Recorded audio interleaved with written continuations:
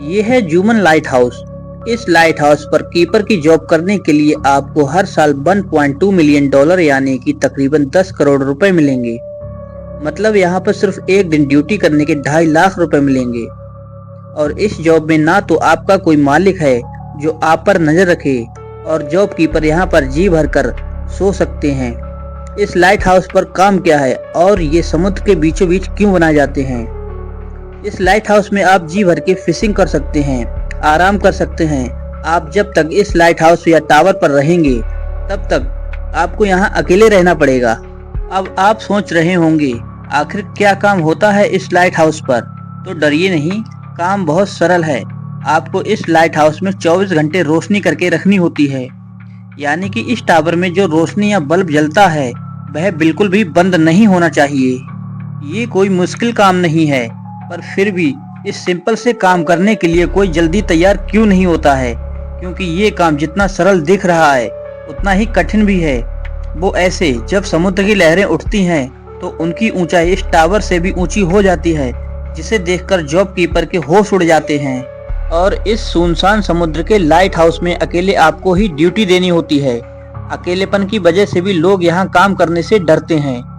आखिर क्यों बनाया गया है इस टावर को समुद्र के बीचों बीच, और इसमें लाइट क्यों जलाई जाती है, आइए जानते हैं इस आज के टॉपिक के बारे में।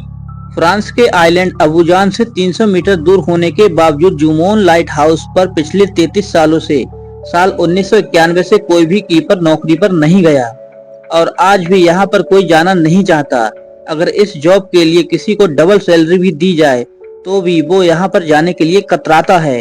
जब आप लाइट हाउस से जुड़े कुछ किस्से या कहानियां सुनेंगे तो आपको इन सवालों का जवाब मिल जाएगा कि लाइट हाउस इतने खतरनाक क्यों होते हैं और क्या होता है इस लाइट हाउस में। इन सवालों का जवाब जानने के लिए जुड़े रहिए हमारे साथ इस वीडियो में। हेलो दोस्तों, स्वागत है आपका हमारे इस यूट्यूब चैनल में। चलिए तो फिर ले चलते हैं आपको इस वीडियो की खतरनाक स्टोरी में। ये घटना है साल 1873 की। दुनिया की सबसे बड़ी शिप एसएस एटलांटिक सबसे सुरक्षित शिप थी, जिस पर खतरा ना के बराबर था। लेकिन जब एटलांटिक अपनी 19वीं यात्रा पर था तब एक रात अचानक वातावरण में घना कोहरा छा गया। कोहरे के कारण एटलांटिक शिप के चालक के दल को अपने सामने कुछ भी दिखाई नहीं दिया, और वो इस शिप किनारे से थोड़ी दूर एक छोटी सी चट्टान से टकरा जाता है।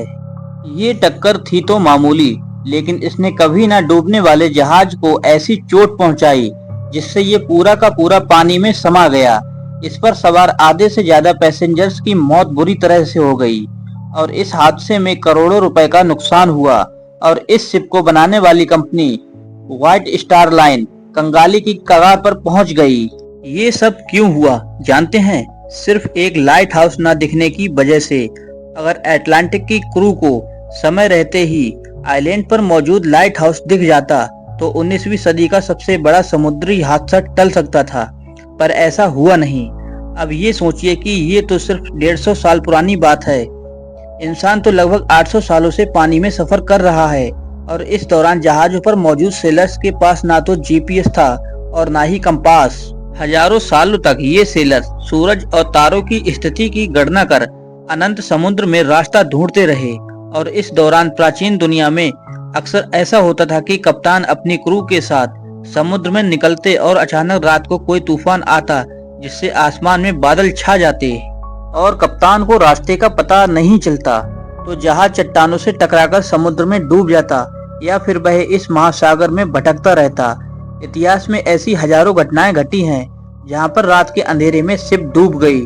और इस दुनिया में तो अधिकतर सभ्यताएं समुद्री व्यापार पर ही टिकी हुई थी, इसलिए उस वक्त के राजाओं के समय ये हादसे बड़ी समस्या थी।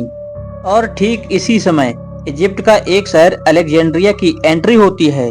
अलेक्जेंड्रिया एक कोस्टल सिटी थी और यहाँ पर अधिक मात्रा में समुद्र व्यापार होता था। लेकिन दिक्कत ये थी, अलेक्जेंड्रिया का एक बंदरगाह था। वहाँ पर बड़ी बड़ी चट्टानें थीं जो रात के समय ना दिखने के कारण जहाज इनसे टकरा जाते, जिससे कई लोग मर गए और कई बार व्यापार को बहुत बड़ा नुकसान सहना पड़ा, क्योंकि चट्टानों से टकराने के बाद शिप डूब जाती थी। ये घटना है 280 ईसा पूर्व की। इस समय इजिप्ट पर टोलेमी सोटर का राज था और वह किसी भी तरह अलेक्जेंड्रिया की इस समस्या को सुलझाना चाहता था, इसलिए उन्होंने एक बहुत बड़े ग्रीक आर्किटेक्ट सोस्टस ऑफ द कैनिडस से एक बहुत बड़ा टावर बनवाया। ये टावर इतना बड़ा और लंबा था कि इसे कई मीलों दूर से देखा जा सकता था और इस टावर को बनने में सालों साल लग गए। ये टावर अलेक्जेंड्रिया के फेरोज आइलैंड पर बना था। ये एक तरह से दुनिया का सबसे पहला लाइट हाउस था। इसे फेरोज ऑफ अलेक्जेंड्रिया भी कहा जाता है। इंजीनियरिंग की यह नायाब नमूना प्राचीन विश्व के 7 अजूबों में से एक था और इस टावर की ऊंचाई 384 फीट थी। ये ऊंचाई में गीजा की महान पिरामिड के बाद दूसरे स्थान पर था।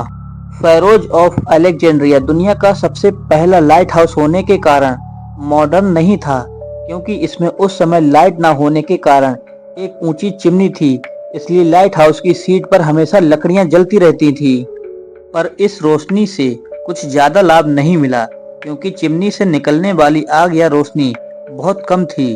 तो सोस्टेटस ने अपने दिमाग का इस्तेमाल करते हुए लाइट हाउस के टॉप पर कुछ मिरर और लेंस लगा दिए, जिससे ये लाइट रिफ्लेक्ट होकर कई मीलों दूर तक देखी जा सकती थी। इस लाइट हाउस के बनने के बाद वहां पर जहाज के हादसों में काफी कमी आई और समुद्री व्यापार को काफी बढ़ावा मिला और फिर दुनिया भर में जगह जगह महासागरों में लाइट हाउस बनाए गए। पर दुनिया का सबसे पहला लाइट हाउस बनने के लगभग 1900 साल बाद 17वीं शताब्दी में आयरलैंड में एक प्रॉपर मॉडर्न लाइट हाउस बनाया गया और इसके लगभग 100 साल बाद इन टावरों में पैराबोलिक रिफ्लेक्टरों का यूज करना स्टार्ट हुआ। साल 1811 में फ्रांस के रूलर नेपोलियन बोनापार्ट ने एक कमीशन ऑफ लाइट हाउस बनाई, जिसका मकसद लाइट हाउस टेक्नोलॉजी के एफिशिएंट बनाना था। फ्रेस्नेल इस कमेटी के सेक्रेटरी थे। उन्होंने एक खास तरह का लेंस तैयार किया जो लाइट को एक फोकस में बदल देता था। ये लाइट हाउस के इतिहास में सबसे बड़ा इन्वेंशन था और आज भी लाइट हाउसों में इसी लेंस का प्रयोग किया जाता है। साल 1934 में आयरलैंड का दोनागाड़ी लाइट हाउस दुनिया का सबसे पहला इलेक्ट्रिक लाइट हाउस बना। अब हम वापस अपनी कहानी में आते हैं, यानी दुनिया के सबसे खतरनाक लाइट हाउस जुमोन लाइट हाउस है, जो बिल्कुल सुनसान जगह पर है। अगर आप यहाँ काम करेंगे तो आपको बिल्कुल अकेले रहना पड़ेगा। सबसे डरावनी बात यह है, जब समुद्री तूफान आते हैं तब लाइट हाउस के आसपास सैकड़ों फीट ऊंची लहरें उठती हैं, जो लाइट हाउस को पूरी तरह से ढक देती हैं। यहाँ पर जान जाने का खतरा हमेशा बना रहता है। आज के समय के ज्यादातर लाइट हाउस ऑटोमेटिक हैं, वहाँ पर किसी भी कीपर की कोई जरूरत नहीं है। जुमोन लाइट हाउस पर पिछले 30 सालों से कोई भी कीपर नहीं आया है। लाइट हाउस ऑटोमेटिक ऑपरेट होता है। दुनिया के ज्यादातर लाइट हाउस खतरनाक चट्टानों और सुनसान समुद्रों में बनाए जाते हैं। क्या आप ये जॉब करना चाहोगे? दोस्तों, आपको हमारी ये वीडियो कैसी लगी कमेंट करके जरूर बताएं। मिलते हैं आपसे बहुत जल्द एक नई वीडियो के साथ। तब तक के लिए जय हिंद दोस्तों।